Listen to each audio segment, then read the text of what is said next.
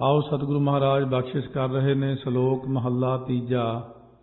सो उथान का हुंदी किसी शब्द नूं कदों रचिया, किवें रचिया, की कारण बनिया। सो इस दी उथान का इस तरह है कि एक दिन उपदेश दिंदियां श्री गोविंदवाल साहब धन गुरु अमरदास साहब महाराज ने जो गुरु अंगद देव जी के पवित्र मुखारबिंद तो उचारिया होया सलोक संगतां नूं सुनाया। ते जी पहला सलोक गुरु अंगद देव जी ने किहड़ा उचारिया सी जदों बाबा बुढ़ा जी संगतां समेत मिले सी खडूर साहब आके। महाराज कहन लगे, जिस प्यारे स्यों नेहो ते सागै मर चलिया, त्रिग जीवन संसार ताकै पाछै जीवना। ये सलोक सुनदियां सार संगत विच कोई बहुत प्रेमी गुरसिख बैठा सी। ओहदा हिरदा विराग विच विन्निया गया। सोचा कि यह सलोक लिख लेना चाहिए।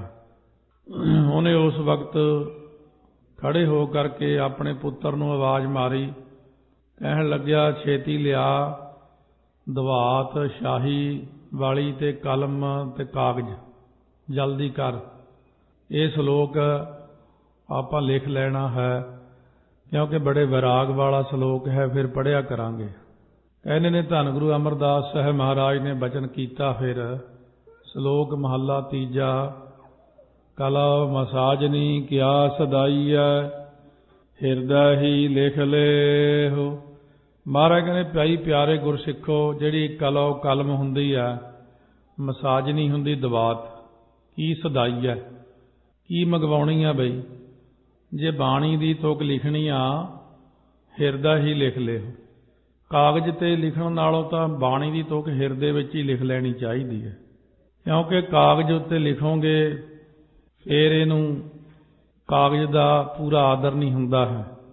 आम तौर ते आपां देखदे हां कागजां दे उत्ते लिखियां तुकां बहुता ज़्यादा थावां ते रुलदियां देखियां ने, क्योंकि आम संगतां तुसीं अपने कंमां कारां विच ज़्यादा बिजी रहिंदे हो। सानूं दुनिया भर च जाण दा बहुत मौका लगदा है। एक बार बॉम्बे जिस कमरे च ठहराया प्रबंधकां ने, उत्थे पहलां एक रागी जथा ठहर के गया सी। उत्थे घट्टो घट्ट 50 पर्चियां शब्दां दीयां लिखियां थल्ले डिग्गियां होईयां सी। बस लिखिया शब्द याद नहीं करना, मूहरे रख के शब्द पढ़ लिया ते फिर आई गई होगी गल। जिहड़ी कार्ड देखिया वो ते लिख लिया। सो इस तरह गुरबाणी का नरादर हुंदा। ये चीज़ आपां जिद्दण सिख गए, गुरबाणी पढ़न नालों होर सारियां सेवावां नालों सब तो वड्डी चीज़ है गुरबाणी का सत्कार करना। जिन्हां ने गुरबाणी का सत्कार करना सिख लिया, जिन्हां ने गुरबचनी आदर किया है, महाराज ने बचन किया कि गुरबचनी आदर, गुरबाणी का आदर करना है। आप गुरां ने पंजवें पातशाह ने जदों गुरु ग्रंथ साहिब महाराज का सुखासन किया कोठा साहब, ये थल्ले चिट्टी चादर विछा के सतगुरु विराजमान हुंदे सी। उस पलंग ते गुरु ग्रंथ साहिब महाराज का स्वरूप सुशोभित होया। पहली तो चीज़ ये है। दूसरी, जिहड़ी अखबारां दे विच थां थां दे उत्ते गुरबाणी दा लिखना, गुरां दे चित्र छापणे, पिछले समय में जदों साहिबजादियां दे जोड़ मेले सी, उन्हां दिनां च जिहड़े अखबारां विच साहिबजादियां दी माता गुजर कौर दी फोटो सी, ਉਹ ਇੱਥੇ भी ते थल्ले भी कई थाईं ਉਹ रुलदी देखी गई। जिन्हां दी इन्नी कुर्बानी है उन्हां दी फोटो रुलनी नहीं चाहिदी। धुर की बाणी कदे पैरां विच रुलनी नहीं चाहिदी। थां थां दे उत्ते इश्तिहारां दे विच छाप के जदों डेट लंघ जाती है जोड़ मेले दी, ਉਹ इश्तिहार पाड़ के फिर डस्टबिन सुट दिता जाता। एक पासे गुरु ग्रंथ साहिब के उत्ते रमाला पा के चौर कर रहे हैं, पालकी सजाई सोने दीयां पालकियां, हरमंदर साहब च इन्ना सत्कार, गुरु घरां च इन्ना सत्कार, एक पासे उसे बाणी नूं आपां डस्टबिन सुट दिंदे हां, कदे ध्यान नहीं दिता। सारिਆਂ नालों पहली जिहड़ी चीज़ है वो है सत्कार। जे गुरबाणी का सत्कार कायम हो जाए, साडे मनां च आदर हो जाए, जिवें सतवें पातशाह महाराज दोपहर के समय आराम कर रहे, काबल की संगत 100 जाना शब्द पढ़दा ढोलकियां छैणियां नाल जदों नेड़े आया, ਗੁਰੂ ਸਾਹਿਬ ਨੇ ਜਦ ਸ਼ਬਦ ਸੁਣਿਆ ਇੱਕਦਮ ਕਾਹਲੀ ਨਾਲ ਉੱਠੇ, ਗੋਡੇ ਤੇ ਪਲੰਘ ਦੀ ਫੱਟੀ ਵੱਜ ਗਈ, ਸੱਟ ਵੱਜ ਗਈ ਗੋਡੇ ਤੇ। ਇੱਕਦਮ ਸਤਿਗੁਰੂ ਥੱਲੇ ਉਤਰ ਕੇ ਖੜੇ ਹੋ ਗਏ। ਸਿੱਖ ਨੇ ਬੇਨਤੀ ਕੀਤੀ, ਮਹਾਰਾਜ ਆਪ ਜੀ ਦੀ ਬਾਣੀ, ਆਪ ਸਤਿਗੁਰੂ ਹੋ, ਇੰਨੀ ਕਾਹਲੀ? ਕਹਿੰਦੇ ਭਾਈ ਜੇ ਬਾਣੀ ਦਾ ਅਦਬ ਅਸੀਂ ਨਾ ਕਰਾਂਗੇ ਫਿਰ ਸੰਗਤ ਕਿਵੇਂ ਕਰੇਗੀ? ਇਸ ਕਰਕੇ ਜਿੰਨੀ ਆਪਾਂ ਪ੍ਰਚਾਰ ਤੇ ਜ਼ੋਰ ਦਿੰਦੇ ਹਾਂ ਅੱਜ ਦੇ ਯੁੱਗ ਵਿੱਚ, ਇੱਕ ਰਸਾਲਾ ਸ਼ਬਦ ਸੀ ਅੱਜ ਤੋਂ 20 ਸਾਲ ਪਹਿਲਾਂ ਮੈਂ ਪੜ੍ਹਿਆ ਸੀ, ਉਹਦੇ 'ਚ ਇੱਕ ਪ੍ਰਸ਼ਨ ਦੇ ਉੱਤਰ ਦਿੰਦੇ ਹੁੰਦੇ ਨੇ, ਧਾਰਮਿਕ ਰਸਾਲਾ ਸੀ। ਪ੍ਰਸ਼ਨ ਲਿਖਿਆ ਸੀ ਬਈ ਕੀ ਅਖਬਾਰਾਂ ਵਿੱਚ ਗੁਰਬਾਣੀ ਛਾਪਣੀ ਚਾਹੀਦੀ ਆ, ਕੀ ਕਾਰਡਾਂ ਤੇ ਦੂਜੇ ਤੀਜੇ ਥਾਂ ਤੇ? ਜਵਾਬ ਦੇਣ ਵਾਲੇ ਨੇ ਜਵਾਬ ਦਿੱਤਾ ਕਿ ਈਸਾਈਆਂ ਨੇ ਇਹ ਗੱਲ ਕਹੀ ਹੈ ਕਿ ਜਿੱਦਣ ਕੋਈ ਆਦਮੀ ਰੇਹੜੀ ਤੋਂ ਲੈ ਕੇ ਜਾਂ ਦੁਕਾਨ ਤੋਂ ਲੈ ਕੇ ਪਕੌੜੇ ਖਾਂਦਾ ਹੋਵੇ ਜਾਂ ਕੋਈ ਚੀਜ਼ ਖਾਣ ਵਾਲੀ ਖਾਂਦਾ ਹੋਵੇ, ਉਹ ਥੱਲੇ ਵਾਲਾ ਕਾਗਜ਼ ਬਾਈਬਲ ਦਾ ਜਿੱਦਣ ਹੋਵੇਗਾ ਉਦਣ ਅਸੀਂ ਸਮਝਾਂਗੇ ਕਿ ਪ੍ਰਚਾਰ ਹੋ ਗਿਆ ਈਸਾਈਆਂ ਦਾ ਸਾਰੀ ਦੁਨੀਆ 'ਚ। ਸੋ ਇਸ ਕਰਕੇ ਗੁਰਬਾਣੀ ਦਾ ਕੋਈ ਇਹੋ ਜਿਹਾ ਡਰ ਵਾਲੀ ਗੱਲ ਨਹੀਂ, ਜਿੱਥੇ ਮਰਜ਼ੀ ਛਾਪ ਲਓ, ਇਹ ਜਵਾਬ ਦਿੱਤਾ।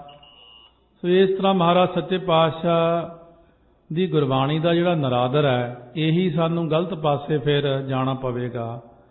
ਤਾਂ ਤੇ ਸਤਿਗੁਰੂ ਕਹਿੰਦੇ ਨੇ ਗੁਰਬਾਣੀ ਨੂੰ ਆਪਣੇ ਹਿਰਦੇ ਵਿੱਚ ਲਿਖੋ। ਗੁਰਬਾਣੀ ਦਾ ਪ੍ਰਚਾਰ ਕਰਨਾ ਹੈ, ਪ੍ਰਚਾਰ ਕਰਨ ਵਾਲੇ ਨੂੰ ਬੇਨਤੀ ਕਰੀਏ, ਅਖਬਾਰਾਂ ਵਾਲਿਆਂ ਨੂੰ, ਮੈਗਜ਼ੀਨਾਂ ਵਾਲਿਆਂ ਨੂੰ, ਜਾਂ ਫਿਰ ਕਾਰਡਾਂ ਦੇ ਉੱਤੇ ਜਾਂ ਪਿੰਡਾਂ ਦੇ ਵਿੱਚ ਟਰਾਲੀਆਂ ਤੇ ਲਿਖਿਆ ਹੁੰਦਾ ਲੱਖ ਖੁਸ਼ੀਆਂ ਪਾਤਸ਼ਾਹੀਆਂ ਜੇ ਸਤਿਗੁਰ ਨਦਰ ਕਰੇ, ਤੇ ਟਰਾਲੀ ਲਿਕੁਇਡ ਜੇ ਗੋਹੇ ਨਾਲ ਉੱਤੇ ਤੱਕ ਭਰੀ ਹੁੰਦੀ ਤੇ ਸਾਰਾ ਗੋਹਾ ਉਹ ਪੰਗਤੀ ਤੇ ਪਿਆ ਹੁੰਦਾ। ਟਰੱਕਾਂ ਦੇ ਉੱਤੇ ਪੰਗਤੀਆਂ ਲਿਖੀਆਂ, ਉੱਥੇ ਜਿੱਥੇ ਆਪਾਂ ਪਿਛਲੇ ਪਾਸਿਓਂ ਪੈਰ ਰੱਖ ਕੇ ਚੜ੍ਹਦੇ ਹਾਂ ਉੱਥੇ ਪੰਗਤੀ ਲਿਖਦੇ। ਇਹ ਚੀਜ਼ ਵੱਡੀ ਆ ਕਿ ਆਪਾਂ ਅੱਜ ਇਕੱਠੇ ਹੋਏ ਹਾਂ ਸਾਰੀ ਦੁਨੀਆ 'ਚ ਵੀ ਆਪਣੀ ਆਵਾਜ਼ ਜਾ ਰਹੀ ਹੈ। ਸੀਰੀਅਸ ਹੋ ਕੇ ਆਪਾਂ ਗੁਰਬਾਣੀ ਦੇ ਅਦਬ ਨੂੰ ਕਰਨਾ ਪਹਿਲ ਦਈਏ ਇਸ ਗੱਲ ਨੂੰ। ਮਹਾਰਾਜ ਸੱਚੇ ਪਾਤਸ਼ਾਹ ਨੇ ਵੀ ਬਾਣੀ ਦੇ ਅਦਬ ਵਾਸਤੇ ਬਹੁਤ ਕੁਝ ਸਿੱਖਿਆਵਾਂ ਦਿੱਤੀਆਂ ਨੇ। ਜਦੋਂ ਰਾਮ ਰਾਏ ਜੀ ਮਿਲਣ ਗਏ ਸੀ ਨਰੰਗੇ ਨੂੰ, ਔਰੰਗਜ਼ੇਬ ਕਹਿਣ ਲੱਗਿਆ ਆਪਾਂ ਪਰਖ ਲਈਏ ਇਹਨੂੰ ਕਿੰਨੀ ਕੁ ਅੰਤਰਜਾਮਤਾ। ਉਹਨਾਂ ਪਤਾ ਨਹੀਂ ਕਿੱਥੋਂ ਲਿਆ ਕੇ ਗੁਰੂ ਗ੍ਰੰਥ ਸਾਹਿਬ ਦਾ ਪੱਤਰਾ ਚੌਂਕੀ ਤੇ ਰੱਖ ਕੇ ਉੱਤੇ ਚਾਦਰ ਵਿਛਾ ਦਿੱਤੀ ਜਿੱਥੇ ਉਹ ਬਹਿਦਾ ਹੁੰਦਾ ਸੀ। ਰਾਮ ਰਾਏ ਜੀ ਆਏ ਤੇ ਖੜ ਗਏ, ਆਪ ਚਾਦਰ ਚੁੱਕੀ ਤੇ ਥੱਲਿਓਂ ਪੱਤਰਾ ਕੱਢ ਕੇ ਮੱਥਾ ਟੇਕਿਆ, ਕਹਿਣ ਲੱਗਿਆ ਐਸਾ ਅੱਗੇ ਵਾਸਤੇ ਨਾ ਕਰਿਓ, ਤੁਸੀਂ ਮੇਰੇ ਕੋਲੋਂ ਮੇਰੇ ਗੁਰੂ ਦਾ ਹੀ ਨਰਾਦਰ ਕਰਾ ਰਹੇ ਹੋ। ਸੋ ਲੋਕੀ ਗੁਰਬਾਣੀ ਨੂੰ ਥੋੜ੍ਹਾ ਜਿਹਾ ਲੈਂਦੇ ਨੇ ਹੋਰ ਤਰ੍ਹਾਂ, ਆਪਾਂ ਨੇ ਲੈਣਾ ਬਾਣੀ ਨੂੰ ਇਸ ਤਰ੍ਹਾਂ ਕਿ ਪੜ੍ਹੋ ਸਾਰੇ ਬਾਣੀ ਗੁਰੂ ਗੁਰੂ ਹੈ ਬਾਣੀ, ਵਿੱਚ ਬਾਣੀ ਅੰਮ੍ਰਿਤ ਸਾਰੇ, ਗੁਰ ਬਾਣੀ ਕਹੈ ਸੇਵਕ ਜਨ ਮਾਨੈ, ਪ੍ਰਤੱਖ ਗੁਰੂ ਨਿਸਤਾਰੇ। ਆਪਾਂ ਜੇ ਦੇਖੀਏ ਵੀ ਕਈ ਚਲੋ ਇੱਕ ਓਂਕਾਰ ਹੀ ਲਿਖਿਆ, ਇਹਦਾ ਕੀ ਹੈ, ਇੱਕ ਅੱਖਰ ਲਿਖਿਆ। ਇੱਕ ਓਂਕਾਰ ਹੀ ਤਾਂ ਸਾਡਾ ਮਾਤਾ ਪਿਤਾ, ਉਹੀ ਤਾਂ ਸਾਡਾ ਪ੍ਰਤਪਾਲਕ ਆ, ਉਹੀ ਤਾਂ ਸ੍ਰਿਸ਼ਟੀ ਦੇ ਬਣਾਉਣ ਵਾਲਾ। ਇੱਕ ਓਂਕਾਰ ਦੇ ਆਸਰੇ ਤਾਂ ਆਪਾਂ ਸਾਰੇ ਜਣੇ ਚੱਲ ਰਹੇ ਹਾਂ। ਚਲੋ ਇੱਕ ਪੰਗਤੀ ਕਾਰਡ ਤੇ ਲਿਖਤੀ ਤਾਂ ਕੀ ਹੋ ਗਿਆ, ਇੱਕ ਪੰਗਤੀਆਂ ਬਾਣੀ ਦੀਆਂ ਲਿਖਣੀਆਂ। ਇੱਕ ਬਾਹਰੋਂ ਲੋਕ ਬੜੀ ਸ਼ੈਤਾਨੀ ਦੇ ਨਾਲ ਕਈ ਬਾਹਰਲੀਆਂ ਪੰਗਤੀਆਂ ਦੀ ਘੁਸਪੈਠ ਕਰਾ ਰਹੇ ਨੇ ਅੰਦਰ ਨੂੰ, ਔਰ ਸੰਗਤ ਨੂੰ ਨਹੀਂ ਪਤਾ ਹੁੰਦਾ ਵੀ ਇਹ ਬਾਣੀ ਦੀ ਪੰਗਤੀ ਆ ਜਾਂ ਬਾਹਰ ਦੀ ਪੰਗਤੀ। ਇਹ ਨੋਟ ਕਰ ਲਓ ਵੀ ਜਿਹੜੇ ਕਾਰਡਾਂ ਤੇ ਲਿਖਿਆ ਹੁੰਦਾ ਸਤਿਗੁਰ ਦਾਤੇ ਕਾਜਰ ਚ ਆਇਆ ਆਪਣੀ ਮਿਹਰ ਕਰਾਈ, ਦਾਸਾਂ ਕਾਰਜ ਆਪ ਸਵਾਰੇ ਉਹਦੀ ਵਡਿਆਈ, ਇਹ ਪੰਗਤੀ 1430 ਅੰਕ 'ਚ ਤਾਂ ਕਿਤੇ ਵੀ ਨਹੀਂ ਲਿਖੀ ਹੋਈ। ਇਹ ਕਿਹਨੇ ਲਿਆਂਦੀ ਹੈ, ਕਿੱਥੋਂ ਕੱਢ ਕੇ ਲਿਆਂਦੀ ਹੈ? ਇਹ ਸ਼ੈਤਾਨੀ ਹੈ। ਇਹ ਕਿਸੇ ਨੇ ਉੱਦਾਂ ਹੀ ਲਿਖੀ ਹੋਈ ਆ, ਔਰ ਇਹਦੀ ਪੜਚੋਲ ਅਸੀਂ ਕੀਤੀ, ਇਹ ਕਿਸੇ ਨਕਲੀ ਗੁਰੂ ਦਾ ਨਕਲੀ ਗ੍ਰੰਥ ਆ, ਉਹਦੇ ਵਿੱਚੋਂ ਲਈ ਹੋਈ ਹੈ। ਤੇ ਆਪਣੇ ਸਿੱਖਾਂ ਨੂੰ ਵਿਚਾਰਿਆਂ ਨੂੰ, ਕਿਉਂਕਿ ਸਹਿਜ ਪਾਠ ਤਾਂ ਕਦੇ ਕਰਦੇ ਨਹੀਂ, ਜਪਜੀ ਸਾਹਿਬ ਵੀ ਨਹੀਂ ਕੰਠ, ਪੰਜ ਬਾਣੀਆਂ ਕਿਸੇ ਕਿਸੇ ਨੂੰ ਯਾਦ ਹੋਣਗੀਆਂ। ਇਸ ਤਰ੍ਹਾਂ ਕਰਨ ਦੇ ਨਾਲ ਬਾਹਰਲੀਆਂ ਪੰਗਤੀਆਂ ਲੋਕ ਟਰੱਕਾਂ ਤੇ ਪਹਿਲਾਂ ਲਿਖਾਇਆ ਸੀ ਨਾਨਕ ਨੀਵਾਂ ਜੋ ਚੱਲੇ ਲੱਗੇ ਨਾ ਤੱਤੀ ਵਾਓ, ਪੰਜਾਬ ਦੇ ਵਿੱਚ ਉਹ ਸਾਰੇ ਹਟਾਏ ਵੀ ਇਹ ਬਾਣੀ ਤਾਂ ਹੈ ਨਹੀਂ, ਇਹ ਤਾਂ ਪਤਾ ਨਹੀਂ ਕਿੱਥੋਂ ਉਹੀ ਫੜ ਲਿਆਂਦੀ ਪੰਗਤੀ, ਐਵੇਂ ਕੋਲੋਂ ਹੀ ਲਿਖ ਲਈ। ਜਾਂ ਕਹਿਣਗੇ ਬਾਣੀ 'ਚ ਲਿਖਿਆ ਕਬੀਰਾ ਤੇਰੀ ਝੌਂਪੜੀ ਗੱਲ ਕੱਟੀਆਂ ਨ ਕੇ ਪਾਸ, ਜੋ ਕਰਨਗੇ ਸੋ ਭਰਨਗੇ ਤੂੰ ਕਿਉਂ ਭਇਓ ਉਦਾਸ। ਕਹਿੰਦੇ ਕਬੀਰ ਦੇ ਸਲੋਕਾਂ 'ਚ ਆਉਂਦਾ, ਕਿੱਥੇ ਆ? ਕਿਤੇ ਵੀ ਨਹੀਂ ਹੈ, ਇਹ ਬਾਹਰੋਂ ਹੀ ਆ। ਇਸ ਕਰਕੇ ਬਹੁਤ ਸਾਰੀਆਂ ਚੀਜ਼ਾਂ ਜਿਹੜੀਆਂ ਬਾਹਰੋਂ ਆ ਕੇ ਸਾਡੇ ਵਿੱਚ ਪ੍ਰਵੇਸ਼ ਕਰ ਜਾਂਦੀਆਂ ਨੇ, ਔਰ ਕਾਰਡਾਂ ਵਾਲੇ ਵੀ ਫਿਰ ਕਾਰਡ ਦੇ ਉੱਤੇ ਹਰ ਥਾਂ ਹੀ ਲਿਖਦੇ ਨੇ। ਇਹਨਾਂ ਚੀਜ਼ਾਂ ਦਾ ਧਿਆਨ ਰੱਖਾਂ। ਇੱਕ ਪਾਠ ਘੱਟ ਕਰ ਲਓ ਬਾਣੀ ਦਾ, ਭਾਵ ਖੰਡ ਮੂਲ ਮੰਤਰ 2 ਘੱਟ ਪੜ੍ਹ ਲਓ, ਪਰ ਸਤਿਕਾਰ ਪਹਿਲਾਂ ਕਰੋ। ਮੇਰੇ ਕਹਿਣ ਦਾ ਭਾਵ ਕਿ ਸਤਿਕਾਰ ਵੱਡੀ ਚੀਜ਼ ਹੈ। ਜੇ ਆਪਣੇ ਮਨਾਂ ਦੇ ਅੰਦਰ ਸਤਿਕਾਰ ਨਹੀਂ, ਗੁਰਬਾਣੀ ਦਾ ਅਦਬ ਨਹੀਂ, ਡਰ ਨਹੀਂ, ਭੈ ਨਹੀਂ, ਤਾਂ ਫਿਰ ਆਪਾਂ ਨੂੰ ਗੁਰਬਾਣੀ ਦਾ ਪੂਰਾ ਲਾਭ ਨਹੀਂ। ਇਹਨਾਂ ਚੀਜ਼ਾਂ ਨੂੰ ਹੀ ਸਤਿਗੁਰੂ 10ਵੇਂ ਪਾਤਸ਼ਾਹ ਨੇ ਸਿਖਾਇਆ ਕਿ ਸਾਹਮਣੇ ਕੋਈ ਥੱਲੇ ਬੈਠਾ ਪੋਥੀ ਫੜ ਕੇ ਪੜ੍ਹ ਰਿਹਾ, ਇੱਕ ਜਾਣਾ ਸਾਹਮਣੇ ਮੰਜੇ ਤੇ ਬੈਠਾ। ਇਹ ਚੀਜ਼ਾਂ ਦੇਖਣ ਵਾਲੀਆਂ ਹੁੰਦੀਆਂ ਨੇ। ਗੁਰੂ ਗ੍ਰੰਥ ਸਾਹਿਬ ਵੱਲ ਕਦੇ ਵੀ ਪੈਰ ਕਰਕੇ ਨਹੀਂ ਬੈਠਣਾ। ਇਹਨਾਂ ਦਾ ਚੀਜ਼ਾਂ ਧਿਆਨ ਸੰਗਤ 'ਚ ਰੱਖਣਾ ਹੁੰਦਾ ਆਪਾਂ ਨੇ। ਤੋ ਸਤਿਗੁਰੂ ਮਹਾਰਾਜ ਦੀ ਬਾਣੀ ਦਾ ਭੈ ਸਤਿਗੁਰੂ ਅਮਰਦਾਸ ਜੀ ਕਰਵਾ ਰਹੇ ਨੇ। ਕਲੋ ਮਸਾਜਨੀ ਕਿਆ ਸਦਾਈਆ ਹਿਰਦੈ ਹੀ ਲਿਖ ਲਿਓ। ਪੰਗਤੀ ਨੂੰ ਕਹਿੰਦੇ ਯਾਦ ਕਰ ਲਓ, ਕੰਠ ਕਰ ਲਓ, ਤੇ ਇਹ ਪੰਗਤੀ ਨੂੰ ਪੜ੍ਹਦੇ ਰਹੋ। ਸਦਾ ਸਾਹਿਬ ਕੈ ਰੰਗ ਰਹੈ, ਕਬਹੂ ਨਾ ਟੂਟ ਸੰਦੇਹੋ। ਇਸ ਕਰਕੇ ਮਹਾਰਾਜ ਕਹਿੰਦੇ ਤੂੰ ਸਦਾ ਹੀ ਹਮੇਸ਼ਾ ਹੀ ਮਾਲਕ ਜੋ ਪ੍ਰਮਾਤਮਾ ਵਾਹਿਗੁਰੂ ਦੇ ਰੰਗ ਵਿੱਚ ਭਾਈ ਰੰਗਿਆ ਰਵੇਂਗਾ, ਤੇ ਕਦੇ ਵੀ ਤੇਰੇ ਅੰਦਰੋਂ ਪ੍ਰੇਮ ਟੁੱਟੇਗਾ ਨਹੀਂ ਜੇ ਪੰਗਤੀ ਵਸੀ ਹੋਵੇਗੀ। ਜਿਨ੍ਹਾਂ ਨੂੰ ਇਹ ਤਜਰਬਾ ਹੈ ਇਸ ਗੱਲ ਦਾ, ਜਿਨ੍ਹਾਂ ਨੂੰ 5 ਬਾਣੀਆਂ ਕੰਠ ਹੈ, ਸੁਖਮਨੀ ਸਾਹਿਬ ਦਾ ਪਾਠ ਕੰਠ ਹੈ, ਆਸਾ ਦੀ ਵਾਰ ਕੰਠ ਹੈ। ਕਈ ਵਾਰ ਕੀ ਹੁੰਦਾ, ਸੁੱਤੇ ਪਿਆ ਕੰਠ ਹੋਵੇ ਜੇ ਬਾਣੀ ਨਾ, ਕਈ ਵਾਰ 2-2 ਅਸ਼ਟਪਦੀਆਂ ਸੁੱਤੇ ਪਿਆ ਹੀ ਬੰਦਾ ਪੜ੍ਹ ਜਾਂਦਾ ਹੈ। ਇਹ ਕੰਠ ਦਾ ਫਾਇਦਾ ਹੈ, ਕਿਉਂਕਿ ਕੁਦਰਤੀ ਆ। ਕਈ ਵਾਰੀ ਜਦੋਂ ਸਵੇਰੇ ਉੱਠਦੇ ਆ ਮੁੱਖ ਵਿੱਚ ਪੰਗਤੀਆਂ ਹੁੰਦੀਆਂ ਨੇ, ਬੜੇ ਹੈਰਾਨ ਹੋਈਦਾ ਵੀ ਇਹ ਮੁੱਲ ਗੁਣ ਮੁੱਲ ਵਾਪਾਰ ਤੱਕ ਪਾਠ ਹੋਇਆ ਪਿਆ। ਇਹ ਬਾਣੀ ਕੰਠ ਦਾ ਫਾਇਦਾ ਹੈ। ਜਿਵੇਂ ਸਿਆਣੇ ਕਹਿੰਦੇ ਨੇ, ਬਾਣੀ ਕੰਠ ਪੈਸਾ ਗੰਠ। ਪੈਸੇ ਜੇਬ 'ਚ ਹੋਣੇ ਹੀ ਚੰਗੇ ਹੁੰਦੇ ਨੇ।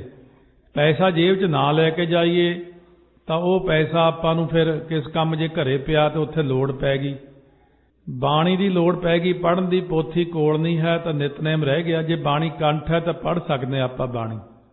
ਸੋ ਇਸ ਕਰਕੇ ਸਤਿਗੁਰੂ ਮਹਾਰਾਜ ਕਹਿੰਦੇ ਜੇ ਬਾਣੀ ਕੰਠ ਹੋਵੇ, ਬਾਣੀ ਹਿਰਦੇ 'ਚ ਹੋਵੇ, ਬਾਣੀ ਵਸਾਈ ਹੋਵੇ, ਬਾਣੀ ਪੜ੍ਹਦਾ ਹੋਵੇ, ਤਾਂ ਬਾਣੀ ਦੇ ਨਾਲ ਸਾਹਿਬ ਦੇ ਰੰਗ ਵਿੱਚ ਰਤਿਆ ਰਹਿ ਸਕਦਾ।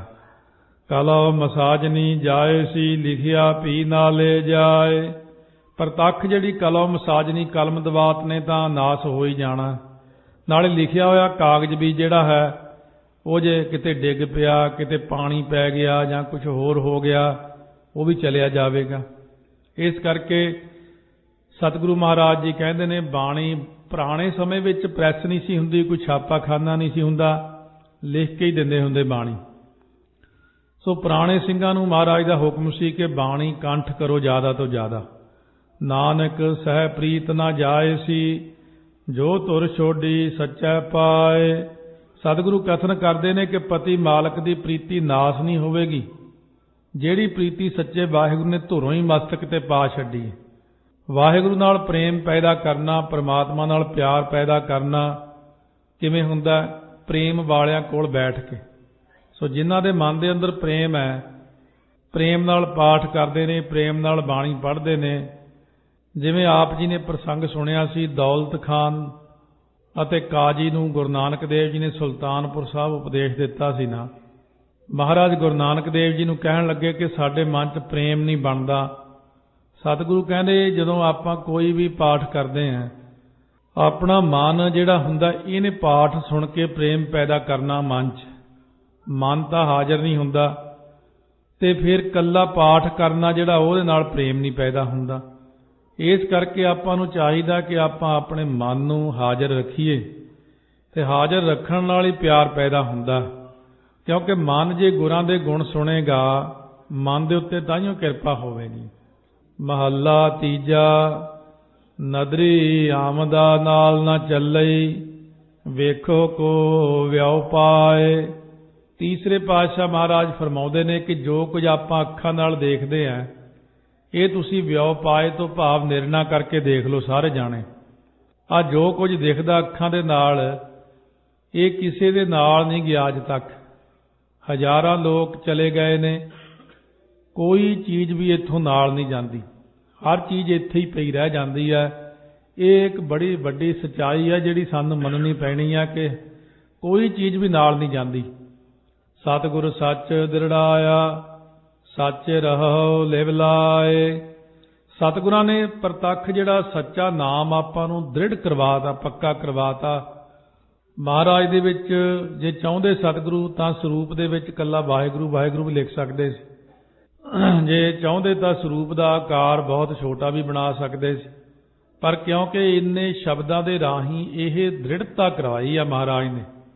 ਜਦੋਂ ਬਾਣੀ ਨੂੰ ਆਪਾਂ ਪੜ੍ਹੀ ਜਾਂਦੇ ਆ, ਪੜ੍ਹੀ ਜਾਂਦੇ ਆ, ਪੜ੍ਹੀ ਜਾਂਦੇ ਆ, ਬਾਣੀ ਦੇ ਵਿੱਚ ਸੱਤਾ ਹੈ।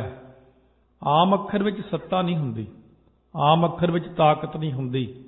ਸਤਿਗੁਰ ਸੱਚ ਦ੍ਰਿੜਾਇਆ, ਸਤਿਗੁਰੂ ਨੇ ਸੱਚਾ ਨਾਮ ਪੱਕਾ ਕਰਵਾਤਾ ਆਪਾਂ ਨੂੰ। ਸਤਿਗੁਰੂ ਕਹਿੰਦੇ ਨੇ ਕਿ ਸੱਚੇ ਨਾਮ ਦੇ ਵਿੱਚ ਆਪਣੀ ਲਿਵ ਲਾਈ ਰੱਖੋ, ਬਿਰਤੀ ਲਾਈ ਰੱਖੋ।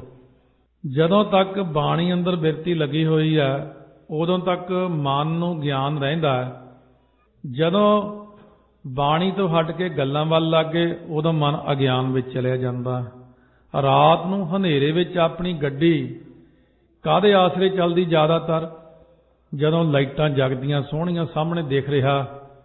ਕਿਸੇ ਇਹੋ ਜਿਹੇ ਇਲਾਕੇ ਚਲੇ ਜਾਓ ਜਿੱਥੇ ਆਪਣੀ ਇਕੱਲੀ ਗੱਡੀ ਹੋਵੇ, ਹਨੇਰਾ ਹੋਵੇ, ਸੜਕ ਦੇ ਉੱਤੇ ਜੰਗਲ ਦੇ ਵਿੱਚ ਲਾਈਟਾਂ ਹੋ ਜਾਣ ਬੰਦ, ਫਿਰ ਕਾਹਦੇ ਆਸਰੇ ਚੱਲਾਂਗੇ? ਲਾਈਟਾਂ ਜਗ ਜਾਣ ਤਾਂ ਸਾਰਾ ਰਸਤਾ ਦਿਖ ਜਾਂਦਾ। ਇਸੇ ਤਰ੍ਹਾਂ ਮਹਾਰਾਜ ਸੱਚੇ ਪਾਤਸ਼ਾਹ ਬਖਸ਼ਿਸ਼ ਕਰਕੇ ਫਰਮਾਉਂਦੇ ਨੇ ਕਿ ਗਿਆਨ ਕਾ ਬੱਧਾ ਮਨ ਰਹਿ, ਗੁਰ ਬਿਨ ਗਿਆਨ ਨਾ ਹੋਏ। ਜਦੋਂ ਤੱਕ ਆਪਾਂ ਪਾਠ ਕਰਦੇ ਰਹਿੰਦੇ ਉਦੋਂ ਤੱਕ ਤਾਂ ਰਹਿੰਦੇ ਗਿਆਨ ਵਿੱਚ। ਜਿਵੇਂ ਹੁਣ ਕਥਾ ਸੁਣਦੇ ਆਂ, ਹੁਣ ਸਾਰਿਆਂ ਦੇ ਮਨ ਜਾਗ ਰਹੇ ਨੇ, ਗਿਆਨ ਜਾਗਰਤ ਅਵਸਥਾ ਵਿੱਚ। ਹਰ ਇੱਕ ਦਾ ਮਨ ਸ਼ੁੱਧ ਹੈ। ਹਰੇਕ ਕਹਿੰਦਾ ਮੈਂ ਵੀ ਕਰਾਂਗਾ ਪਾਠ, ਮੈਂ ਵੀ ਆਹ ਕਰਾਂਗਾ, ਅੰਮ੍ਰਿਤ ਛਕਾਂਗਾ, ਮੈਂ ਵੀ ਸੇਵਾ ਕਰਾਂਗਾ। ਆਪਾਂ ਜਿਉਂ ਹੀ ਇੱਥੋਂ ਬਾਹਰ ਨਿਕਲਣਾ ਇੱਕ ਦੂਜੇ ਨੂੰ ਮਿਲਣਗੇ, ਹੱਥ ਮਿਲਾਉਣਗੇ, ਹੋਰ ਕੀ ਹਾਲ ਚਾਲ ਹੈ, ਕੀ ਕੰਮਕਾਰ ਕਰਦਾ ਹੁੰਦਾ। ਗਿਆਨ ਖਤਮ, ਲਾਈਟਾਂ ਬੰਦ। ਬਾਹਰ ਜਾਂਦਿਆਂ ਹੀ ਇਸ ਗਿਆਨ ਦੇ ਨਾਲੋਂ ਸਾਡੀ ਬਿਰਤੀ ਟੁੱਟ ਗਈ। ਜੋ ਸੁਣਿਆ ਸੀ ਉਹ ਵੀ ਖਤਮ ਹੋ ਗਿਆ। ਕਿਸੇ ਕਿਸੇ ਦੇ ਅੰਦਰ ਉਹ ਚੀਜ਼ ਰਹਿੰਦੀ ਹੈ। ਜਦੋਂ ਕਿ ਜਿਹੜੇ ਕਥਾ ਦੇ ਅਸੂਲ ਹੁੰਦੇ ਨੇ ਜਾਂ ਸੰਗਤ ਦੇ ਅਸੂਲ ਨੇ ਜਾਂ ਕੀਰਤਨ ਦੇ ਅਸੂਲ ਕੀ ਨੇ ਕਿ ਜਦੋਂ ਕਥਾ ਹੋਵੇ, ਕਥਾ ਨਾਲ ਮਨ ਤਿਆਰ ਹੁੰਦਾ ਸਿਮਰਨ ਕਰਨ ਲਈ। ਤੇ ਆਪਾਂ ਕਥਾ ਤੋਂ ਬਾਅਦ ਫਿਰ ਕੀ ਕਰੀਏ ਸਾਰੇ ਜਾਣੇ? ਵੈਸੇ ਕਾਨੂੰਨਨ ਤਾਂ ਚਾਹੀਦਾ ਕਿ ਉਦੋਂ ਬਾਅਦ ਅੱਧਾ ਪੌਣਾ ਘੰਟਾ ਸਿਮਰਨ ਕਰੇ, ਕਿਉਂਕਿ ਮਨ ਐਨ ਟਿਕਿਆ ਤੇ ਤਿਆਰ ਹੋਇਆ ਹੁੰਦਾ ਸਿਮਰਨ ਕਰਨ ਲਈ। ਤੇ ਜਦੋਂ ਆਪਾਂ ਕਥਾ ਸੁਣ ਕੇ ਬਿਲਕੁਲ ਤਿਆਰ ਹੋਏ ਹੁੰਦੇ ਆ ਸਿਮਰਨ ਨੂੰ, ਉਦੋਂ ਨੂੰ ਆਪਾਂ ਬਾਹਰ ਚਲੇ ਜਾਂਦੇ ਆ। ਉਹ ਕੀਤੀ ਕਰਾਈ ਸਾਰੀ ਖਤਮ ਹੋ ਜਾਂਦੀ ਆ। ਉਦੋਂ ਮਨ ਦੇ ਅੰਦਰ ਕਿਸੇ ਕਿਸੇ ਦੇ ਉਹ ਚੀਜ਼ ਬੈਠ ਗਈ, ਉਹ ਚੁੱਪ ਕਰਕੇ ਪਰੇ ਨੂੰ ਜਾ ਕੇ ਸ਼ਬਦ ਦੀ ਵਿਚਾਰ ਨੂੰ ਫੇਰ ਵਾਚਦਾ ਦੁਬਾਰਾ ਕਿ ਅੱਜ ਮਹਾਰਾਜ ਨੇ ਸਾਨੂੰ ਕੀ ਕਿਹਾ। ਇਹ ਸਿਆਣੇ ਵਿਦਿਆਰਥੀ ਬਣ ਕੇ, ਗੁਰੂ ਕੇ ਸਿੱਖ ਬਣ ਕੇ ਇਹ ਗੱਲ ਦਾ ਹਮੇਸ਼ਾ ਧਿਆਨ ਰੱਖਣਾ ਆਪਾਂ ਨੇ ਕਿ ਅੱਜ ਜਿੰਨੀ ਕਥਾ ਸੁਣੀ ਹੈ ਇਹਦੇ ਉੱਤੇ ਦੁਬਾਰਾ ਵੀ ਵਿਚਾਰ ਕਰਨਾ ਕਿ ਅੱਜ ਮਹਾਰਾਜ ਦਾ ਕੀ ਹੁਕਮ ਹੋਇਆ ਹੈ। ਤਾਂ ਸਤਿਗੁਰੂ ਮਹਾਰਾਜ ਕਹਿੰਦੇ ਨੇ ਫੇਰ ਆਪਣੇ ਮਨ ਦੇ ਅੰਦਰੋਂ ਵਿਚਾਰ ਜਦੋਂ ਵਸ ਗਈ, ਟਿਕ ਗਈ ਹਿਰਦੇ ਦੇ ਅੰਦਰ, ਤਾਂ ਫਿਰ ਆਪਣਾ ਮਨ ਟਿਕ ਜਾਂਦਾ। ਫਿਰ ਨਾਮ ਵਾਲੇ ਪਾਸੇ ਨੂੰ ਮਨ ਜੁੜ ਜਾਂਦਾ। ਨਾਨਕ ਸ਼ਬਦੀ ਸੱਚੋ ਹੈ, ਕਰਮੀ ਪੱਲੇ ਪਾਏ। ਮਹਾਰਾਜ ਕਥਨ ਕਰਦੇ ਨੇ ਕਿ ਗੁਰ ਉਪਦੇਸ਼ ਵਿੱਚ ਸੱਚ ਦੀ ਪ੍ਰਾਪਤੀ ਹੈ। ਸ਼ਬਦੀਏ ਜੋ ਗੁਰੂ ਸਾਹਿਬ ਜੀ ਹਨ ਉਹਨਾਂ ਦਾ ਜਿਹੜਾ ਉਪਦੇਸ਼ ਬਿਲਕੁਲ ਸੱਚਾ ਹੈ, ਪਰ ਕਰਮੀ ਪੱਲੇ ਪਾਏ। ਕਰਮੀ ਹੁੰਦੇ ਭਾਗਾਂ ਵਾਲੇ। ਭਾਗਾਂ ਵਾਲੇ ਜਿਹੜੇ ਜੀਵ ਹੁੰਦੇ ਉਹ ਬੁੱਧੀ ਰੂਪ ਪੱਲੇ ਵਿੱਚ ਸਤਿਗੁਰੂ ਦੇ ਉਪਦੇਸ਼ ਨੂੰ ਵਸਾਉਂਦੇ ਨੇ। ਆ ਮੈਨੂੰ ਮਹਾਰਾਜ ਨੇ ਕੀ ਕਿਹਾ, ਅੱਜ ਮੈਂ ਉਹਦੇ ਤੇ ਅਮਲ ਕਰਾਂ। ਆਪ ਸੰਗਤਾਂ ਬਾਣੀ ਕੰਠ ਕਰੋ, ਅੱਜ ਦਾ ਉਪਦੇਸ਼ ਹੈ ਆਪਾਂ ਨੂੰ। ਜੇਬ ਦੇ ਵਿੱਚ ਛੋਟੀ ਜਿਹੀ ਡਾਇਰੀ ਰੱਖ ਲਓ, ਪੈਨ ਰੱਖੋ ਕੋਲੇ। ਕਈ ਕਹਿੰਦੇ ਬਾਣੀ ਕੰਠ ਨਹੀਂ ਹੁੰਦੀ। ਮਹਾਂਪੁਰਖਾਂ ਦੇ ਦੱਸੇ ਤਰੀਕੇ ਅਨੁਸਾਰ ਜਦੋਂ ਮੈਂ ਜਾਪ ਸਾਹਿਬ ਕੰਠ ਕੀਤਾ, ਮੈਂ ਕਿਹਾ ਜਾਪ ਸਾਹਿਬ ਕੰਠ ਨਹੀਂ ਹੁੰਦਾ। ਮਹਾਂਪੁਰਖ ਕਹਿਣ ਲੱਗੇ 2 ਪਹਿਲੀਆਂ ਪੰਕਤੀਆਂ ਲਿਖ ਲੈ ਕਾਪੀ ਤੇ। ਉਹ ਸਾਡੇ ਕੋਲ ਕਾਪੀਆਂ ਸੀ। ਕਹਿੰਦੇ ਫਿਰ ਕੰਠ ਕਰ ਲੈ। ਮੈਂ ਜੀ ਕੰਠ ਹੋ ਗਈਆਂ। ਨਮਸਤੁਅੰਗ ਕਾਲੇ, ਨਮਸਤੁਅੰਗ ਕਿਰਪਾਲੇ, ਨਮਸਤੰਗ ਰੂਪੇ, ਨਮਸਤੰਗ ਨੂਪੇ। ਕਹਿੰਦੇ ਹੁਣ 2 ਹੋਰ ਲਿਖ ਲੈ।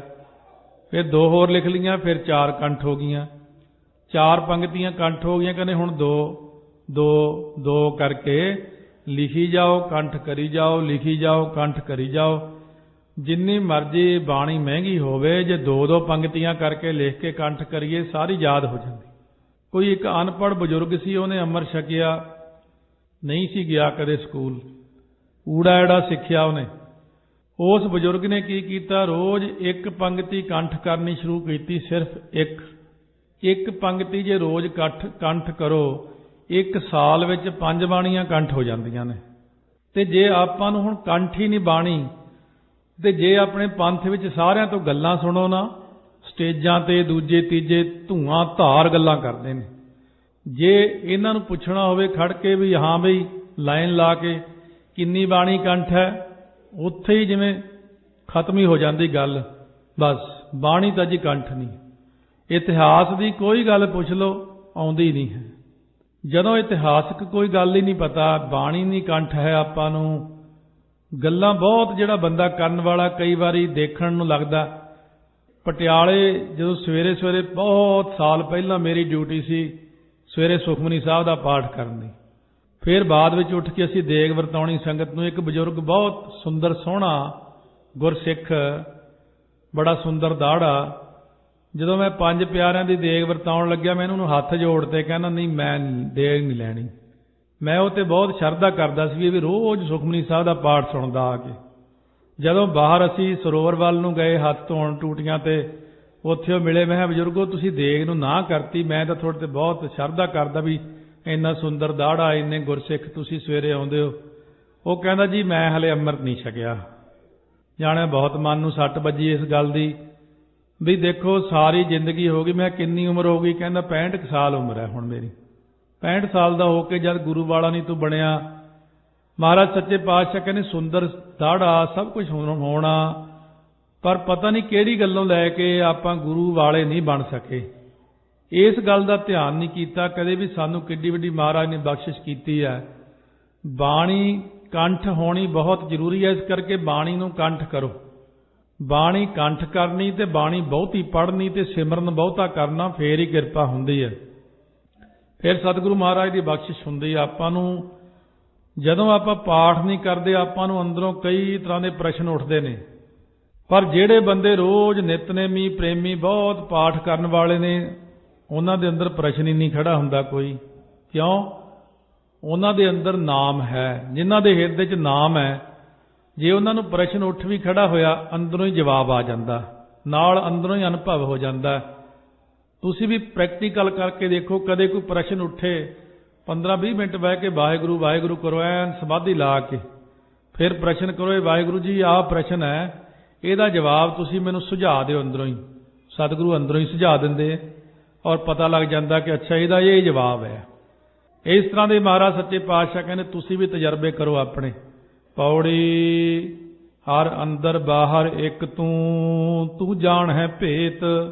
ਹੇ ਹਰੀ ਸਰੀਰ ਦੇ ਅੰਦਰ ਬਾਹਰ, ਹੈ ਵਾਹਿਗੁਰੂ ਬ੍ਰਹਿਮੰਡ ਦੇ ਅੰਦਰ ਬਾਹਰ ਇੱਕ ਤੂੰ ਹੀ ਹੈ। ਤੂੰ ਹੀ ਸਾਰਿਆਂ ਜੀਵਾਂ ਦੇ ਗੁੱਝੇ ਭੇਤ ਹਾਲ ਨੂੰ ਜਾਣਦਾ। ਆਪਣਾ ਗੁੱਝਾ ਭੇਤ ਵੱਖਰਾ, ਦਿਲ ਦੇ ਅੰਦਰ ਦੀਆਂ ਗੱਲਾਂ, ਗਹਿਰਾਈ ਦੀਆਂ, ਤਲਹੀਲ ਜਿੱਥੇ ਹੈ ਆਪਣਾ ਹਿਰਦਾ, ਡੂੰਘਾ ਹਿਰਦਾ, ਉੱਥੇ ਤਲਹੀਲ ਵੱਜਦਾ ਉਹਦਾ ਨਾਮ। ਆਪਾਂ ਤਲਹੀਲ ਦੀਆਂ ਡੂੰਘੀਆਂ ਗੱਲਾਂ ਅੱਜ ਤੱਕ ਜਿਹੜੀਆਂ ਕਿਸੇ ਨੂੰ ਵੀ ਨਹੀਂ ਦੱਸੀਆਂ, ਕਿਸੇ ਨੂੰ ਪਤਾ ਹੀ ਨਹੀਂ ਉਹਨਾਂ ਗੱਲਾਂ ਬਾਰੇ, ਉਹ ਭੇਤ ਪਰਮੇਸ਼ਰ ਨੂੰ ਪਤਾ ਹੈ ਵੀ ਇਹਨੇ ਬਚਪਨ ਤੋਂ ਲੈ ਕੇ ਹੁਣ ਤੱਕ ਕਿੰਨੀਆਂ ਗੱਲਾਂ ਗਲਤ ਕੀਤੀਆਂ, ਕਿੰਨੀਆਂ ਠੀਕ ਕੀਤੀਆਂ, ਕਿੰਨੇ ਪੁੰਨ ਕੀਤੇ, ਕਿੰਨੇ ਦਾਨ ਕੀਤੇ, ਕਿੰਨਾ ਨਾਮ ਜਪਿਆ, ਕੀ ਗੁਨਾਹ ਕੀਤੇ ਨੇ। ਅੰਤਰੀਵ ਲੁਕਵੇਂ ਛਿਪਵੇਂ ਗੁਨਾਹ, ਬਾਹਰ ਦੁਨੀਆ ਨੂੰ ਨਹੀਂ ਪਤਾ ਉਹਦੇ ਬਾਰੇ। ਦੁਨੀਆ ਕਹਿੰਦੀ ਇਹਦੇ ਵਰਗਾ ਬੰਦਾ ਹੀ ਨਹੀਂ ਕੋਈ। ਉਹ ਵੀ ਕਹਿੰਦਾ ਵੀ ਸਭ ਕੁਝ ਕਰਦੇ ਕਰਾਉਂਦੇ ਵੀ ਕਿਰਪਾ ਨਹੀਂ ਹੋ ਰਹੀ ਮੇਰੇ ਤੇ ਜਦੋਂ ਜਾ ਕੇ ਪਰਮੇਸ਼ਰ ਜੀ ਨੂੰ ਪੁੱਛੀਏ ਵੀ ਇਹਦੇ ਤੇ ਕਿਰਪਾ ਨਹੀਂ ਹੋ ਰਹੀ, ਕਹਿੰਦੇ ਇਹਨੂੰ ਪੁੱਛ ਵੀ ਆਪਣੇ ਹਿਰਦੇ 'ਚ ਆਪ ਹੀ ਝਾਕ ਕੇ ਦੇਖ ਲਵੇ, ਇਹਦੇ ਅੰਦਰ ਗੁਨਾਹ ਕਿੰਨੇ ਛੁਪੇ ਪਏ ਨੇ। ਜੋ ਕੀਚੈ ਸੋ ਹਰ ਜਾਣਦਾ, ਮੇਰੇ ਮਨ ਹਰ ਚੇਤ। ਅਸੀਂ ਜੋ ਕੁਝ ਵੀ ਕਰਦੇ ਹਾਂ ਵਾਹਿਗੁਰੂ ਸਭ ਜਾਣਦਾ, ਇਸ ਲਈ ਮੇਰੇ ਮਨਾਂ ਤੂੰ ਵਾਹਿਗੁਰੂ ਵਾਹਿਗੁਰੂ ਕਰ, ਪਹਿਲਾਂ ਉਹਨਾਂ ਗੁਨਾਹਾਂ ਦੀ ਮਾਫੀ ਮੰਗ। ਔਰ ਇੱਕ ਗੱਲ ਦਾ ਖਿਆਲ ਰੱਖਿਓ, ਜਿੰਨੀ ਸੰਗਤ ਆਪਾਂ ਬੈਠੇ ਹਾਂ ਜਾਂ ਕਥਾ ਸੁਣਦੇ ਸਾਰੇ, ਕਦੇ ਮਨ 'ਚ ਇਹ ਨਾ ਲਿਆਇਓ ਬਈ ਜੇ ਭਾਈ ਜੀ ਅਰਦਾਸ ਕਰੂ ਜਾਂ ਹੋਰ ਕੋਈ ਅਰਦਾਸ ਕਰੂ, ਕਈ ਕਹਿਣਗੇ ਕੋਈ ਮਹਾਂਪੁਰਸ਼ ਅਰਦਾਸ ਕਰੂ। ਨਹੀਂ, ਗੁਰੂ ਗ੍ਰੰਥ ਸਾਹਿਬ ਲਈ ਸਾਰੇ ਇੱਕੋ ਹੀ ਆਪਾਂ। ਕਈ ਬੰਦੇ ਤਾਂ ਡਰਦੇ ਅਰਦਾਸ ਨਹੀਂ ਕਰਦੇ ਵੀ ਮੇਰੀ ਕਿਹੜਾ ਸੁਣਨੀ ਹੈ। ਤੁਸੀਂ ਕਰਕੇ ਤਾਂ ਦੇਖੋ, ਮਹਾਰਾਜ ਜੀ ਸਾਰਿਆਂ ਦੀ ਹੀ ਸੁਣਦੇ ਆ। ਸੱਚੇ ਪਾਤਸ਼ਾਹ ਬੱਚੇ ਦੀ ਵੀ ਸੁਣਦੇ ਆ, ਜਵਾਨ ਦੀ ਵੀ ਸੁਣਦੇ ਆ, ਬਜ਼ੁਰਗ ਦੀ ਵੀ ਸੁਣਦੇ ਆ। ਚਾਹੇ ਤੁਹਾਡਾ ਹੁਣ ਅੰਮ੍ਰਿਤ ਵੀ ਨਹੀਂ ਛਕਿਆ ਹੋਇਆ, ਚਾਹੇ ਰਹਿਤ ਕੁਰਹਿਤ ਕੁਝ ਵੀ ਹੈ, ਡਾਕਟਰ ਨੇ ਤਾਂ ਹਰੇਕ ਰੋਗੀ ਨੂੰ ਦਵਾਈ ਦੇਣੀ ਹੁੰਦੀ ਹੈ। ਮੇਰਾ ਵੈਦ ਗੁਰੂ ਗੋਬਿੰਦਾ, ਹਰ ਹਰ ਨਾਮ ਔਖਦ ਮੁਖ ਦੇਵੈ, ਕਾਟੈ ਜਮ ਕੀ ਫੰਦਾ। ਸਤਿਗੁਰੂ ਅੱਗੇ ਖੜ ਕੇ ਬੇਨਤੀ ਕਰਕੇ ਤਾਂ ਦੇਖੋ ਕਿ ਮਹਾਰਾਜ ਸੱਚੇ ਪਾਤਸ਼ਾਹ ਜਿਹੀ ਜੀ ਆਉਂਦੀ ਉਹੀ ਜੀ ਕਰ ਲਓ। ਕੋਈ ਜ਼ਰੂਰੀ ਨਹੀਂ ਕਿ ਤੁਹਾਨੂੰ ਨਹੀਂ ਆਉਂਦੀ ਅਰਦਾਸ ਕਰਨੀ। ਐਨ ਪਿਆਰ ਨਾਲ ਗੁਰਾਂ ਦੇ ਅੱਗੇ ਖੜ ਕੇ ਸੱਚੇ ਪਾਤਸ਼ਾਹ ਤੁਸੀਂ ਤਿੰਨਾਂ ਲੋਕਾਂ ਦੇ ਮਾਲਕ ਹੋ ਜੀ, ਗਰੀਬ ਨਵਾਜ, ਬੇਨਤੀ ਕਰੋ ਗੁਰਾਂ ਦੇ ਚਰਨਾਂ 'ਚ, ਮਹਾਰਾਜ ਸਾਨੂੰ ਵੀ ਸਿੱਖੀ ਬਖਸ਼ ਦਿਓ, ਨਾਮਦਾਨ ਬਖਸ਼ ਦਿਓ। ਆਹ ਲੈਟਰੀ ਜੀ ਹੈ ਸਾਰੀ ਦੁਨੀਆ 'ਚ, ਹਰੇਕ ਜਗ੍ਹਾ ਲੈਟਰੀ। ਇੱਥੇ ਲੋਟੋ ਕਹਿੰਦੇ ਆ, ਸਭ ਕੋਈ ਪਾਉਂਦਾ ਇਹਨੂੰ, ਚੋਰੀ ਛਿੱਪੇ ਇੱਧਰ ਉੱਧਰ ਹੋ ਕੇ ਕਦੀ ਚੱਲ ਜੇ ਦਾ ਲੱਗ ਗਿਆ। ਹਨੇਰੇ 'ਚ ਤੀਰ ਮਾਰਦਾ ਹੀ ਹੈ ਨਾ, ਲੱਗ ਗਿਆ ਨਹੀਂ ਨਾ ਸਹੀ। ਚਲੋ ਇੱਥੇ ਵੀ ਇੱਦਾਂ ਹੀ ਚੱਲ ਪੋ, ਬੇਨਤੀ ਤਾਂ ਕਰਕੇ ਦੇਖ ਲਓ। ਉੱਥੇ ਹਨੇਰੇ 'ਚ ਤੀਰ ਬਥੇਰੀ ਥਾਈਂ ਮਾਰਦੇ ਦੁਨੀਆ, ਚੱਲ ਜੇ ਲੱਗ ਗਿਆ ਦਾ ਦੇਖੀ ਜਾਓ, ਨਹੀਂ ਹੰਨੇ ਜਾਂ ਬੰਨੇ। ਇੱਥੇ ਵੈਸੇ ਹਨੇਰੇ ਵਾਲਾ ਤੀਰ ਨਹੀਂ ਹੈ, ਇੱਥੇ ਤਾਂ ਸਤਿਗੁਰੂ ਤੁਹਾਨੂੰ ਉਡੀਕ ਰਹੇ ਨੇ ਵੀ ਜੇ ਕੋਈ ਆ ਕੇ ਗੁਰਸਿੱਖ ਮੇਰੇ ਕੋਲ ਬੇਨਤੀ ਕਰੇ। ਸਭ ਨਿਧਾਨ 10 ਅਸ਼ਟ ਸਿਧਾਨ ਠਾਕੁਰ ਕਰ ਤਾਲ ਧਰਿਆ। ਮਹਾਰਾਜ ਤਾਂ ਹੱਥ ਦੀ ਤਲੀ ਤੇ ਸਾਰਾ ਕੁਝ ਰੱਖ ਕੇ ਤੁਹਾਡੇ ਲਈ ਬੈਠੇ ਨੇ, ਕਹਿੰਦੇ ਇਹ ਮੈਥੋਂ ਮੰਗਦੇ ਹੀ ਨਹੀਂ ਹੈ। ਤੁਸੀਂ ਕਦੇ ਮਹਾਰਾਜ ਤੋਂ ਆਪਣੇ ਦਿਲ ਦੇ ਅੰਦਰ ਝਾਕ ਕੇ ਦੇਖੋ। ਅੱਜ ਤੱਕ ਤੁਸੀਂ ਮਹਾਰਾਜ ਤੋਂ ਇੰਡੀਆ ਤੋਂ ਲੈ ਕੇ ਜਦੋਂ ਚੱਲੇ ਸੀ ਉੱਥੋਂ, ਇਹ ਮਹਾਰਾਜ ਮੇਰਾ ਪਾਸਪੋਰਟ ਜਲਦੀ ਬਣ ਜੇ, ਮੇਰਾ ਵੀਜ਼ਾ ਲੱਗ ਜੇ, ਮੈਂ ਪੱਕਾ ਹੋ ਜਾ, ਮੈਂ ਅਖੰਡ ਪਾਠ ਕਰਾਵਾਂਗਾ, ਇਹ ਸਾਰੀਆਂ ਗੱਲਾਂ ਮੰਗੀਆਂ। ਸ਼ਾਦੀ ਹੋ ਜੇ, ਮਹਾਰਾਜ ਸਾਨੂੰ ਬੱਚੇ ਹੀ ਦਾਤ ਬਖਸ਼ੋ, ਸਾਨੂੰ ਨੌਕਰੀ ਦਿਓ, ਕੀ ਨਹੀਂ ਮੰਗਿਆ ਅੱਜ ਤੱਕ, ਸਭ ਕੁਝ ਮੰਗਿਆ। ਪਰ ਸੱਚੇ ਦਿਲੋਂ ਇਹ ਗੱਲ ਕਹੋ ਸਾਰੀ ਸੰਗਤ ਵੀ ਅੱਜ ਤੱਕ ਗੁਰੂ ਗ੍ਰੰਥ ਸਾਹਿਬ ਦੇ ਸਾਹਮਣੇ ਖੜ ਕੇ ਤੁਸੀਂ ਨਾਮਦਾਨ ਮੰਗਿਆ ਹੋਵੇ ਕਿਸੇ ਨੇ। ਕੀ ਕਹਿਣਾ, 10-20 ਜਾਣੇ ਨਿਕਲੇ ਆਉਣ, ਚਲੋ ਬੀਜ ਨਾਸ ਨਹੀਂ ਹੁੰਦਾ। ਕਦੇ ਇਹ ਖੜ ਕੇ ਕਿਹਾ ਮਹਾਰਾਜ ਨੂੰ ਸਾਰਿਆਂ ਨੇ, ਸੱਚੇ ਪਾਤਸ਼ਾਹ ਸਾਨੂੰ ਸਿੱਖੀ ਦਿਓ, ਸਾਡੇ ਪਰਿਵਾਰ ਨੂੰ ਵੀ ਸਿੱਖੀ ਬਖਸ਼ੋ ਮਹਾਰਾਜ? ਕਿਹਾ ਹੀ ਨਹੀਂ। ਕਹਿੰਦੇ ਸਿੱਖੀ ਦੀ ਲੋੜ ਨਹੀਂ, ਨਾਮ ਦੀ ਲੋੜ ਨਹੀਂ, ਪਦਾਰਥਾਂ ਦੀ ਲੋੜ ਹੈ, ਪਦਾਰਥ ਦੇ ਦਿਓ। ਸਤਿਗੁਰੂ ਕਹਿੰਦੇ ਪਦਾਰਥ ਤਾਂ ਮੈਂ ਤੁਹਾਨੂੰ ਬਹੁਤ ਦੇ ਦਿਆਂ, ਪਰ ਕਹਿੰਦੇ ਮੈਨੂੰ ਪਤਾ ਕਿ ਪਦਾਰਥਾਂ ਨੇ ਨਾਲ ਨਹੀਂ ਜਾਣਾ। ਸਤਿਗੁਰੂ ਸਾਨੂੰ ਤਾਰਦੇ ਨੇ। ਸਤ ਦੀ ਪ੍ਰਾਪਤੀ ਕਰਾਉਣ ਵਾਲੇ ਗੋ ਅਗਿਆਨ ਦਾ ਹਨੇਰਾ ਮੇਟ ਕੇ ਉਹ ਰੂਹ ਕਰਦੇ ਨੇ ਜੋ ਪ੍ਰਕਾਸ਼, ਉਹਨਾਂ ਨੂੰ ਕਹਿੰਦੇ ਸਤ ਗੁਰੂ, ਸਤ ਸੰਗਤ, ਸਤ ਨਾਮ। ਤੇ ਇਸ ਕਰਕੇ ਮਹਾਰਾਜ ਸੱਚੇ ਪਾਤਸ਼ਾਹ ਕਹਿੰਦੇ ਨੇ ਵਾਹਿਗੁਰੂ ਸਾਰਾ ਕੁਝ ਜਾਣਦਾ ਹੈ, ਮੇਰੇ ਅੰਦਰ ਦੀਆਂ ਜਾਣਦਾ ਹੈ, ਉਹਦੇ ਤੋਂ ਲੁਕਾਉਣਾ ਕੀ ਆਪਾਂ ਨੇ।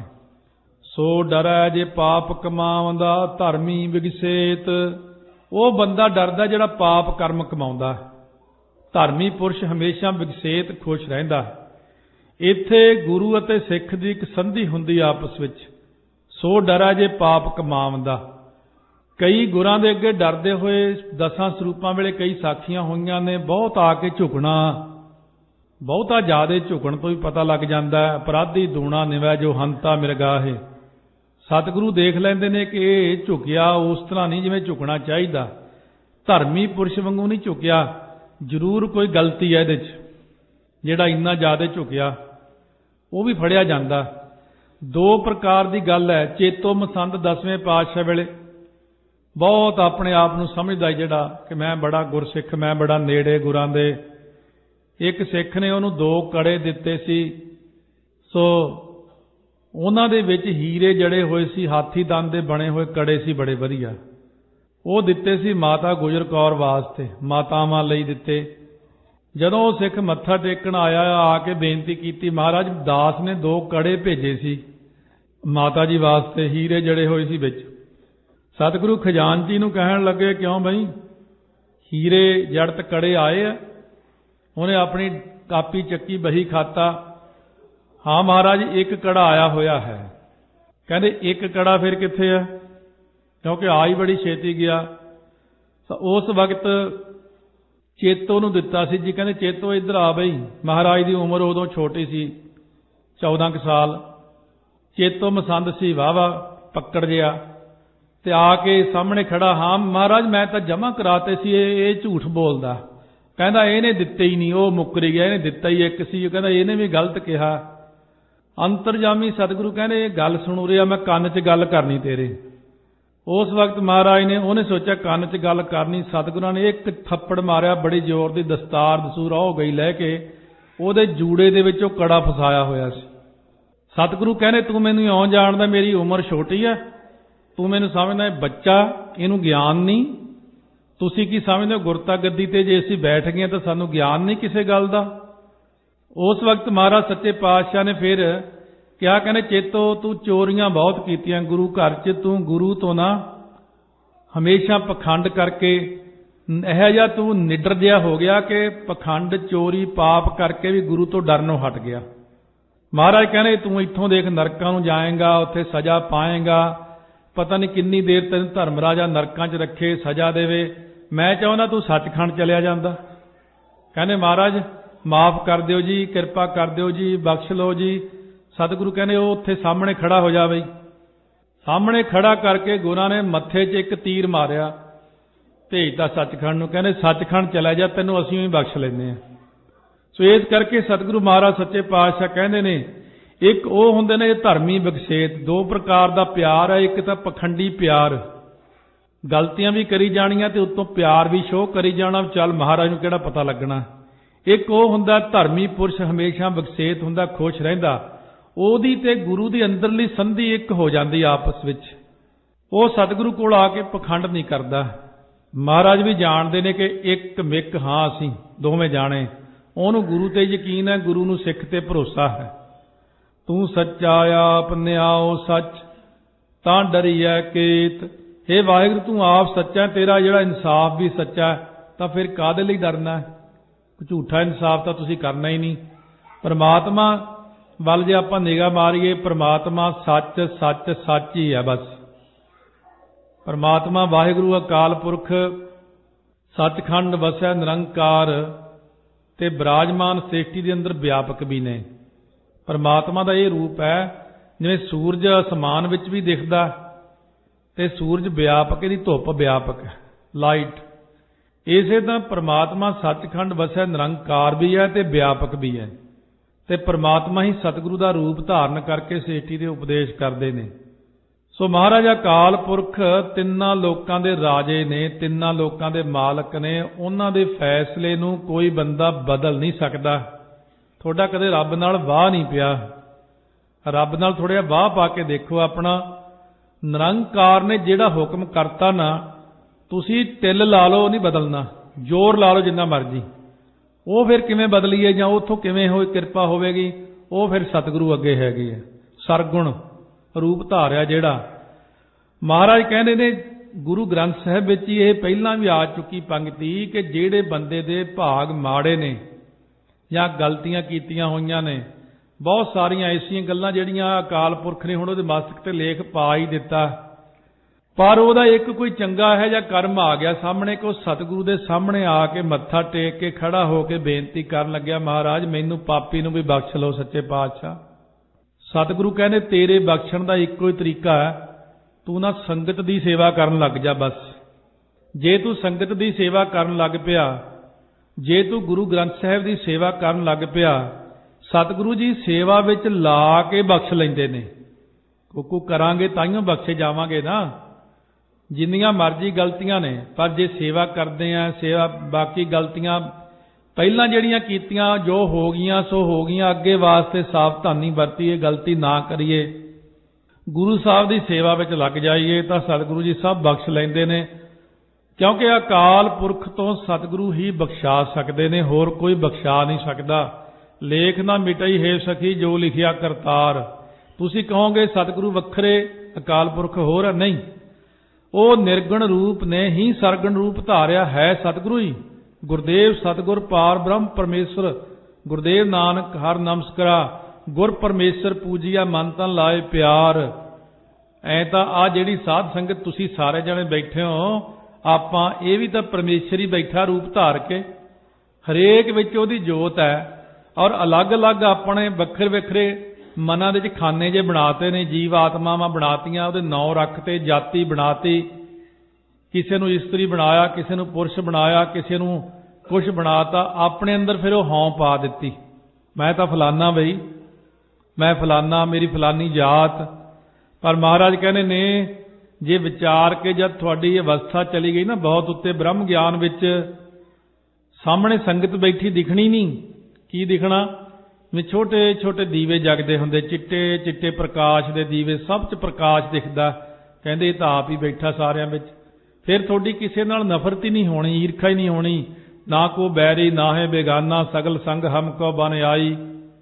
ਬੱਚੇ ਵਿੱਚ ਵੀ ਜੋਤ, ਸਿਆਣੇ ਵਿੱਚ ਵੀ ਜੋਤ, ਦਰਖਤਾਂ ਵਿੱਚ ਵੀ ਜੋਤ, ਪੰਛੀਆਂ ਵਿੱਚ ਵੀ ਜੋਤ। ਜਿਨ੍ਹਾਂ ਨੂੰ ਦਿਖਦੀ ਆ ਅਸੀਂ ਉਹਨਾਂ ਨਾਲ ਕੰਟੈਕਟ ਰੱਖਦੇ ਮਾੜਾ ਮੋਟਾ।